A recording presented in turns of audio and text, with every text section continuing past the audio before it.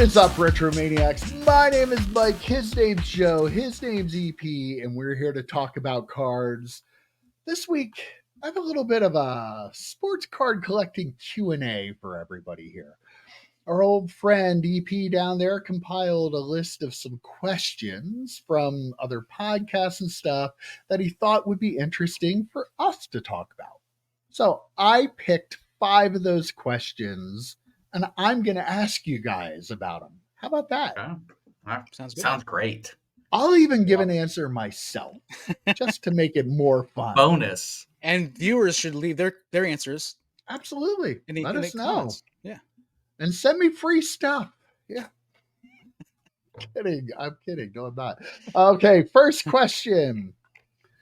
Is Topps Tiffany a parallel? EP, I want you to start this off. Do you consider the Topps Tiffany set a parallel? I heard a really good conversation about this, and I feel like a parallel has to be pulled from a pack today, but I feel like maybe it was like the first parallel, right? Like Tiffany, I feel like it's weird because Tiffany comes out of a set, right? Like you have to buy the Tiffany set, so it's got to be a complete set. But they're not the regular cards; they are an upgraded version of that card. So I feel like my answer is yes, it's a parallel. Okay, interesting. Joe, what are your thoughts on that? Were you able to? Did they have Tiffany packs? They were complete sets, right? Nope, just complete sets. They were complete sets. So, I mean, I don't think so by like that strict definition that you have to pull it out of a pack. But for all intents and purposes, it is. It's just not. Again, it's like that rookie card thing. EP, you have a very strict definition of what a rookie card is. I kind of feel the same way about this. That being said, if you look at it, it's the same card. I suspect the same numbering, except it has the T next to the number. If I remember correctly, they don't even have T. They don't even have that. It's just a gloss. It's a gloss situation. Yeah. Yep. I mean, so yes, in theory they are, but in practice, by EP's own definition about rookies, I'm going to use that for this, that they are not technically a parallel or insert. That's why it's weird that I think the way I do about it. So they're not. They aren't parallels. Parallels are other versions of a card within a set. They're not within the set. It's like calling Topps Chrome a parallel. That's what I was thinking too. Do you think Topps Chrome's a parallel? It's not. They're the same number, same card. No, that's not true though. That's not true. Topps Chrome is different numbers. Are they? Yeah, they are. All of them are. Well, then Stadium Club Chrome. Okay, do it that way because they're the same numbers. Like they have a lot of versions where they have Chrome of the same card, the same picture, and it's not the same. So no, you have to be able to pull it out of the product that you're calling a parallel of for it to be a parallel, or else it's just a different set printed on a different paper. So no, absolutely not. That one's not even close. I'm very strong in the not a parallel there. Question number 2. Joe, you can start this one. eBay now offers AI for descriptions. Do you think it's a good idea to use the AI for the descriptions for your eBay listing? No, I looked at that. I was like, I don't put a ton in my descriptions anyway. Like I don't want to. I can't give a good answer to this one because I've never used it, so I don't know what it would turn out looking like. But I generally just I copy and paste the title, and then if there's a certain amount of additional information I need to put in, I can just put that in. I don't sell a lot that I would have to worry about it anyway. So like for me, I'm never going to use it. I guess if you were like a bulk seller, maybe, but I'm coming at it blind because I've never tried to use it before. And I've thought to myself, I should try and use this just to see what it does. I didn't know this was going to be a question. I should have listed something today to have some info for you. But for me, no, I don't list enough. And when I do list, there's specific things that I might want to put in about the card, like, oh, this was pack pooled and I graded it myself, like little things like that that I don't know if AI would do anyway. So yeah, I'm not using it. EP? Yeah, I'm the same way as you, Joe. Right, copy and paste the title, and that's pretty much the only different thing I have done there, unless there's some like note that I need to put in, like you said. And so like I don't see myself using it. That said, I do use Car Dealer Pro, and that is essentially an AI that fills out everything for me. I have it set up to do it for me, and so I mean, in theory, I'm already using it. I just don't use the eBay version of it. I wouldn't use it because I don't think it's accurate at times. Mhm. I've seen situations happen where people have issued a return because something it said in the AI generated description wasn't what the actual card was, or added something to it, or something that it shouldn't have been.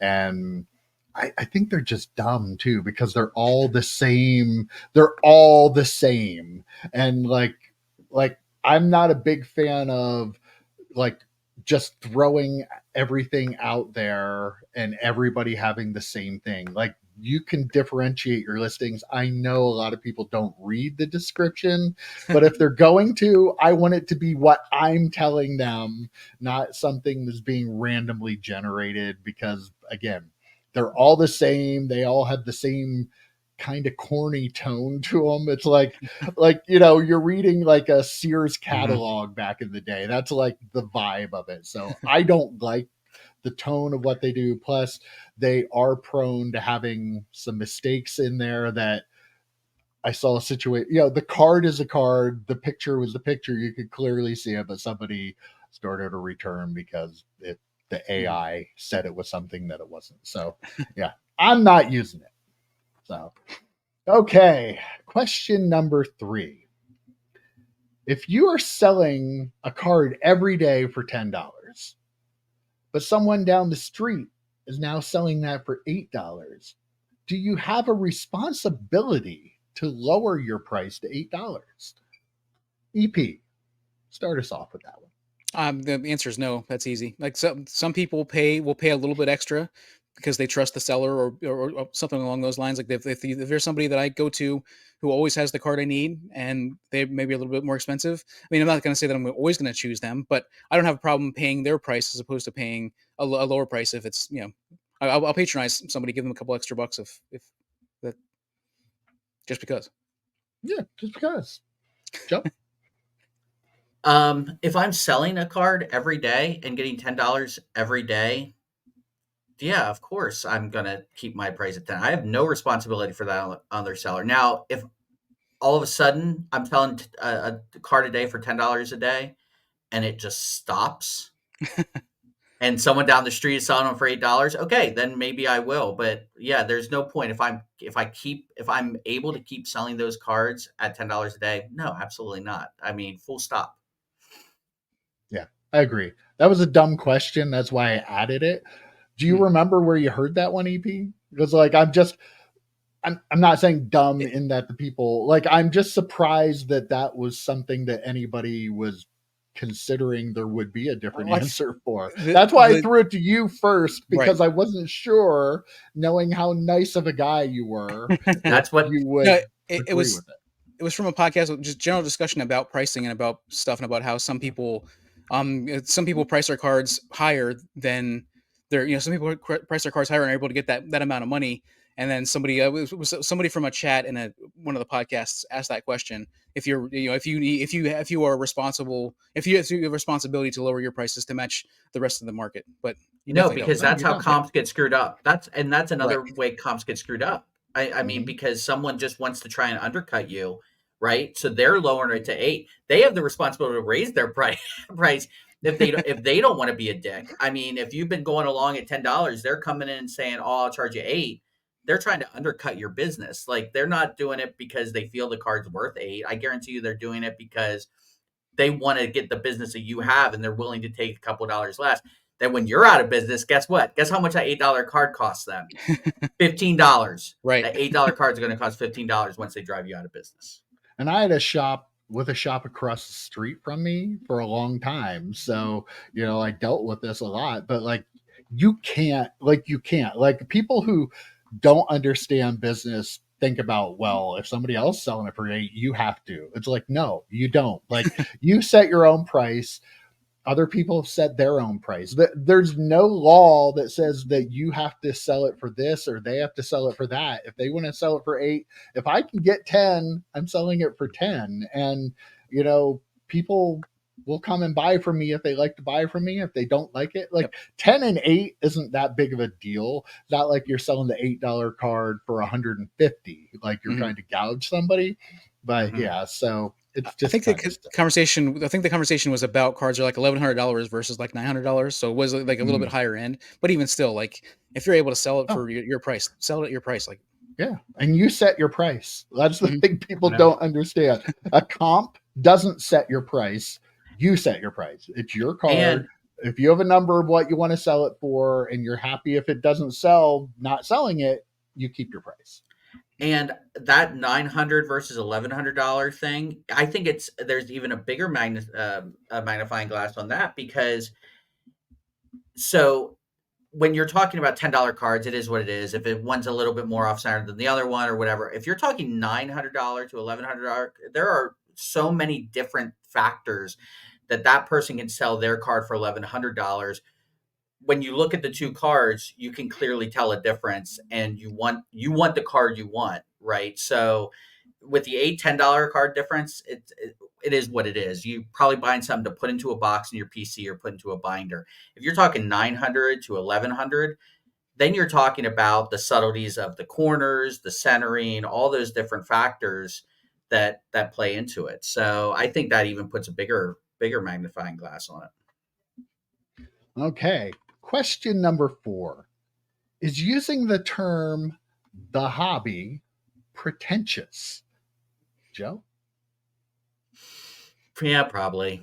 I mean, I use it, but I mean, it probably is, because then you're discounting everyone who collects or has any other hobby, I guess is the thought process. To be fair, we didn't start calling it the hobby until we got back into it, and even then, I mean, I use it, but I don't like, oh yeah, I'm in the hobby. Like, so the people that use it are probably trying to sound pretentious. I don't think any of us use it with any of that malice of forethought, but I think there is a lot of folks out there who think, puff their chest, oh, I'm in the hobby. And then you have someone who's not a card collector going, oh, cool, which one? Like, what hobby are you in? So if I went down to my friends downstairs right now and said, I'm in the hobby, they would be like, what the hell are you talking about? Like, what are you collecting, artwork now? It's just, hobbies aren't even just collecting. Like, that's the thing. Like, actually, I think I thought this one myself. I thought it would be a good discussion for us, because like, there was, like, somebody kept referring it to the hobby. It's like, is it really, like, we kind of stole that from all the other hobbies out there, like people who crochet or do. Hey, if they didn't claim it, that's on them.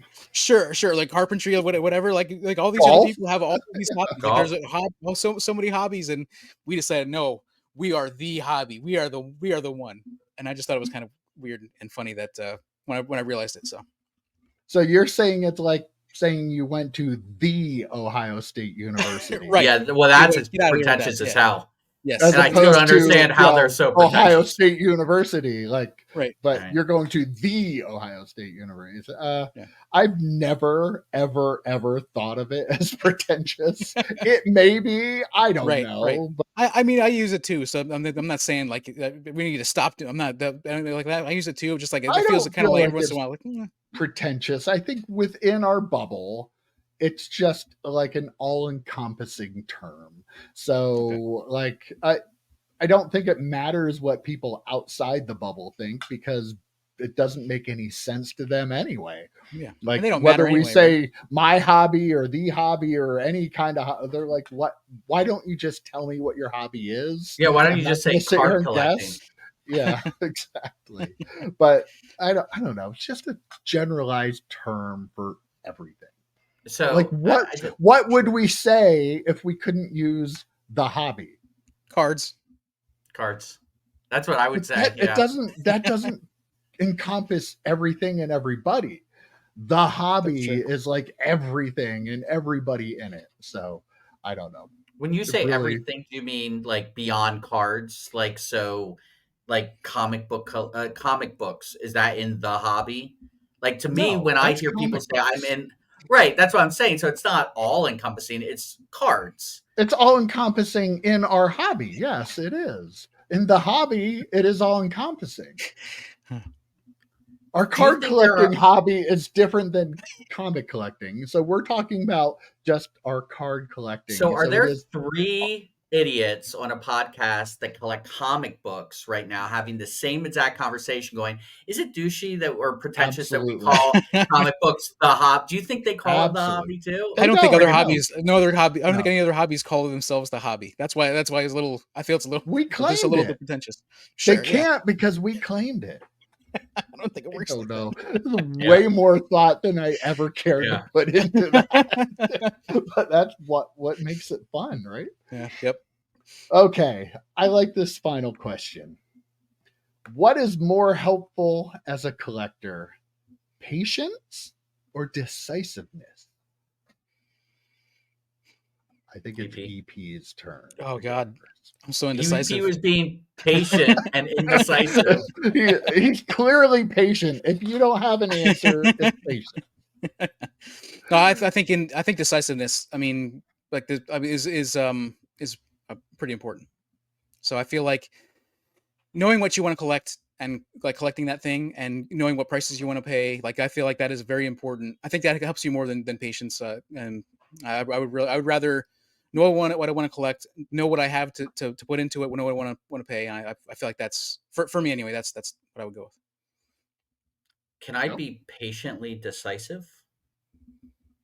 Probably, yeah. But I mean, that's not what this there's a exercise is. lot But of yeah. gray area in this. Yeah, Yeah. there is a lot. That's what I'm thinking because when I talk about like how I collect anyway, like I don't open up a ton of packs. I want to go and find a good deal on eBay and I'm willing to let some cards go past. There was a card that I just added to the collection. I sent you guys a pic of it, but I'd been looking for it for a while and it was like going for $650. I'm like, oh, it's just not, and I kept letting them go, letting them go, letting them go.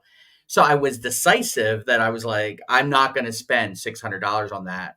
I'm going to be patient. And I ended up finding one for $400. So it's like, you're right, Mike. It's like a massive gray area for me because in some cases, yes, I'll absolutely be decisive. I want that card and I know exactly what I'm willing to pay for it. But in that vein, you have to then be patient for that card to come around for that price you're willing to pay. So if I had to pick one gun to my head, I would say patient. And I think we kind of preach this a lot, like just kind of calm down. You don't have to fall into FOMO. You can be patient with what Mhm. you're looking for. So that's what I would lean.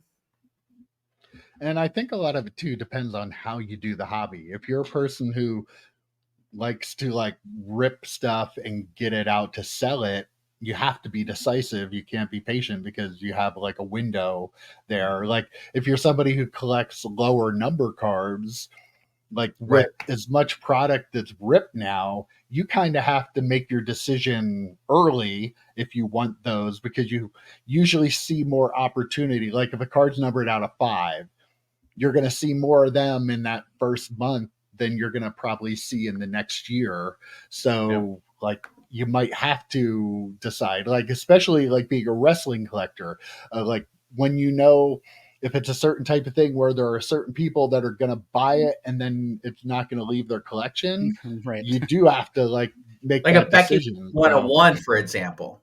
absolutely. Okay. And Yeah. Yeah. but you know, I talk about all the time selling on eBay, patience and selling. To me, I Mhm. think patience is much better. Maybe I don't know, like, but there are things you can wait to buy. So it's hard to answer. I don't think there is an answer. Plus, you throw impulsive in there, and that, Yeah. that changes everything because at the end of the day, whether we want to be decisive or we want to be patient, a lot of us end up just being impulsive and just like going on. How many times do you go on eBay and you're like, oh, yeah, you know what? I have some money in my card account. There, buy it. Yeah. It's Yeah. like, so I think both of impulsiveness those. comes But in a lot. Yeah, both of those things are actually like they combat impulsiveness, right? Like they're both the Yeah. things that are there to keep you from clicking the buy it now on Although everything. you can be decisively impulsive too. I don't know. That's Like true. I am actually definitely impulsive. going to buy something reckless today. You know, I'm in. All I know is if you have a card account, when you have more money in your card account, you'll end up making some decisions you wouldn't make if you have Yep. less money in your card account. One Yes. thing I've been doing in this hobby that I know, once the card account gets built up, I'll go, hey, yeah, what the heck? I can buy that. And if I don't have money, I'm like, no, I can't do that No, right I now. can't So afford that. I my can't do that. decisiveness and impatience usually deals with how much money I have in my card account at any particular time. But that's a Good way good to look at it. question. Very Yeah. good question. And I don't think we really answered it, but I don't No. know that you If you can. have a It's better tough. answer, comment below. I'm curious to Yeah, hear that absolutely. one Right. in Yeah. particular. I'm curious about. All right, guys, that was a lot of fun, and we'll see you next week. Take care, guys. See you, boys. See ya.